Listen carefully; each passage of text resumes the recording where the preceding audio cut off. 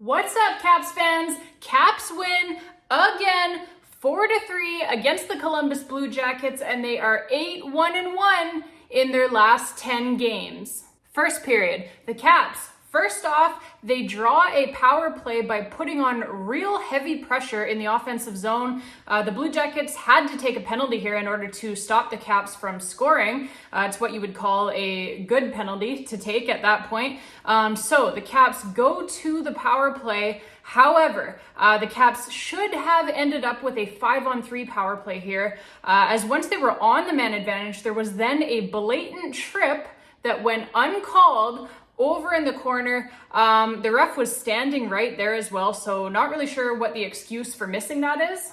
And the ironic thing is that after they don't call that blatant trip on the Blue Jackets, and so you're thinking, okay, I guess we're not calling tripping today, right? Obviously. But oh no, they then call a trip on the Caps right after that, giving the Blue Jackets a power play. Yikes. The officiating today in general as a whole was yikes, okay? The Caps, they would kill that Blue Jackets power play off, however, and that is 21 straight successful penalty kills now in a row for the Washington Capitals. The Caps would then draw another power play of their own in the same exact way that they drew the first one, by applying heavy pressure in the offensive zone, but we still are not scoring on any of our power plays. We are 8-1-1 in our last 10 games, though, with solely even strength scoring, so that's obviously a very good sign. Aliaksei in this first period also completely dented the crossbar with an absolute missile of a shot. Every time that Aliaksei hits a crossbar or a post, a little piece of me goes somewhere to die, okay? And that one rang the bar so loud, I think you could probably hear it all the way back in Russia. But again, the puck just will not go in the net for him right now, at least not in this period. Things would get better, however, the tide would turn in the second period, but we will get to that. So the first period ends with the score still being knotted up at 0-0. In the second period, the Caps, they would grab a hold of this hockey game right here, right now. Columbus would actually score the first goal of the period and the first goal of the hockey game. Johnny Gaudreau finally getting on the board this season with a goaltender actually in the net. His only other goal of the season so far was an empty netter.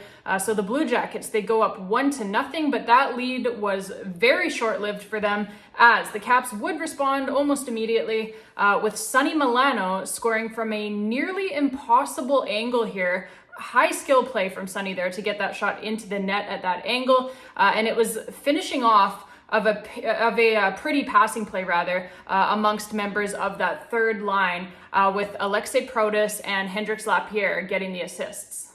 Hendrix Lapierre was into the lineup in place of Evgeny Kuznetsov, who was out with an illness, and oh boy, did Lapierre ever have himself a night, but we will get to that. That entire third line had themselves a night, actually. But yeah, on this goal here, they had been applying heavy pressure in the offensive zone, keeping pucks alive, and eventually they get one past Columbus netminder Elvis Merzlikins as Protas. He sends a beautiful no-look pass all the way across the ice to Milano, which left Milano with a wide-open cage to shoot at. But like I said, it was a hell of an angle here that he had to hit in order to get that puck to go in. But Sonny makes it happen just as he usually does. And so we have got ourselves a tied hockey game 1-1. How good is Sonny Milano with the puck? That kid is so much fun to watch. And how good has he been in general for the Washington Capitals? He has been amazing ever since they picked him up last season. And they got him for free, Sonny Milano, just like they got Dylan Strome for free as well. What the hell are these teams thinking? And that Caps goal came only about a minute and a half after Johnny Gaudreau had scored to make it 1-0 for Columbus. So you love to see that, right? A great response by the Caps, wasting no time at all in getting themselves back into this hockey game. Then the third line would strike again. This time it was Aliaksei Protas with an absolute bomb of a shot on the rush. Initially, I think many folks weren't even sure if this puck had gone into the net, actually, as it went in and out so fast. I think many people thought it hit the crossbar the way that it came flying back out afterwards at warp speed, but it indeed did go into the net, and the guys on the ice knew it right away, as the Caps were celebrating right away. And you know what they say, the players always know, right? And yeah, I mean, upon replay, when they slowed it down, you know, to slow motion so that we could actually see it, because Protas' shot was so fucking fast, it was such a hard shot.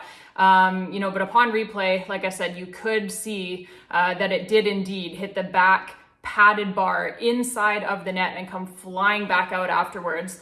So that is a good goal, and it's 2-1 for the Caps.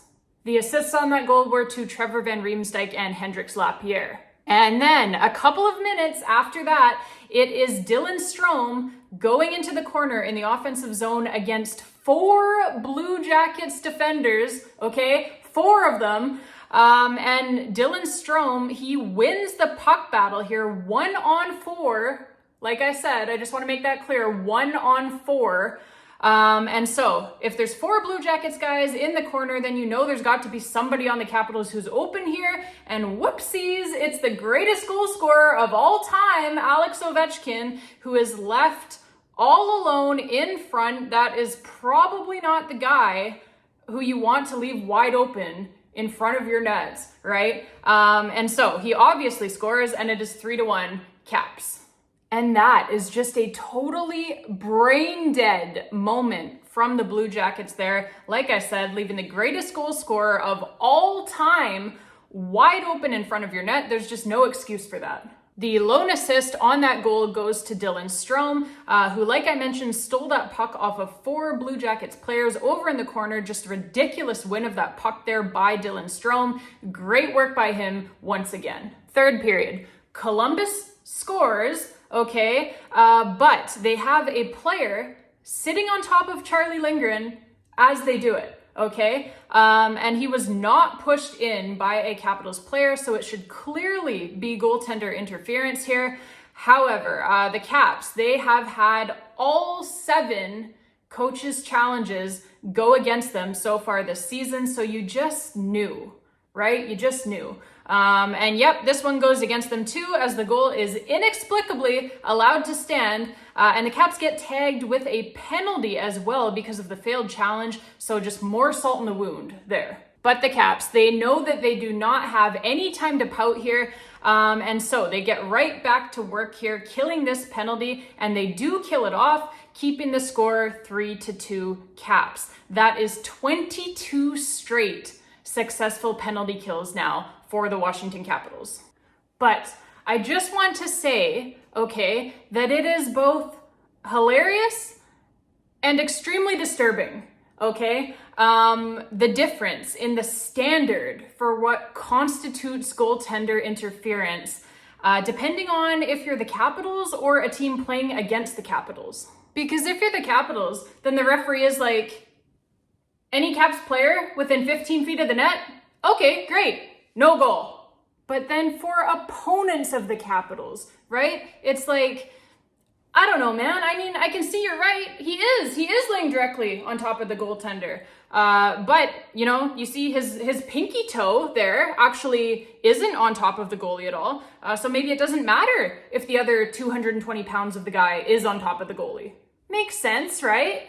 Do you remember just the other week when the Caps were playing against the Toronto Maple Leafs and the Caps had a goal called back because Alex Ovechkin was in the crease, not touching the goalie at all, but the refs decided that they were going to switch over to double IHF rules for a minute there to get that goal taken off of the board in favor of the Leafs.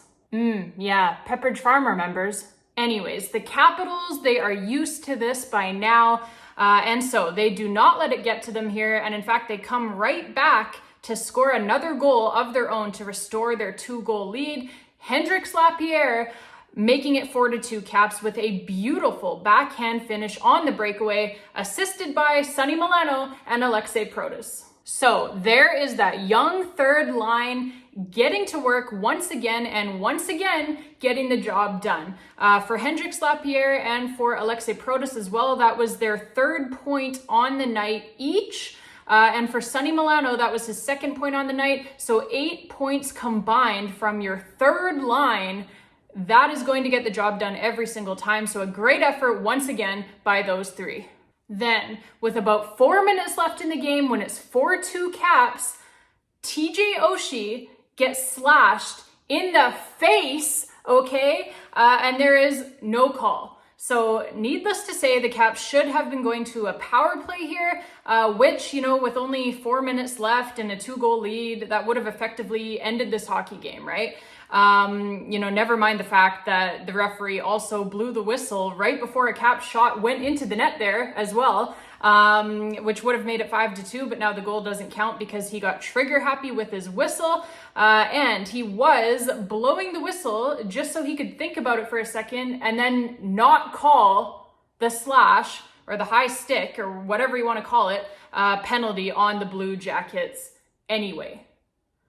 So, It's just a fucking circus out there, folks. It really is. I don't know what else to say. It's a fucking circus out there, an absolute clown show. It really is. And then, just to double down on their horrendous officiating, after the Blue Jackets have scored to make it 4-3, now the referees, they actually have the audacity to call a penalty on the Caps with 2 minutes left now in the hockey game after all of those blatant non-calls in Columbus's favor. Unbelievable, folks. Unbelievable. And never mind the fact that the penalty was called the wrong way yet again, as upon replay, you can clearly see that it is the Columbus player holding Trevor Van Riemsdyk, not the other way around. But Bozo the Clown there calls TVR for it instead, and a hot mic catches the normally calm Trevor Van Riemsdyk yelling at the referee to, quote, wake up as he skates over to the penalty box. So the officiating tonight was an absolute joke. A complete shit show. There's just no sugarcoating it, and I'm not even going to try putting lipstick on that pig. That is a job for Gary Bettman. The Caps, though, as usual, they would kill off the penalty, securing the victory for themselves, and that is an astounding 23 straight successful penalty kills here now for your Washington Capitals. Final score, 4-3 Caps win in regulation. Got dicey for a minute at the end there thanks to the officials, but they pull it out. And it was another very good performance by Charlie Lindgren in net as well. He stopped 33 of 36 Blue Jacket shots. And the Caps, they secure another 2 standings points. Like I mentioned, 8-1-1 now in their last 10 games. All right, Caps fans, that's it for me today. If you enjoyed the video, please hit that like button down below and click on that subscribe button as well if you haven't already done so. Thank you all so much for watching. Until next time, babes, and as always, let's go Caps.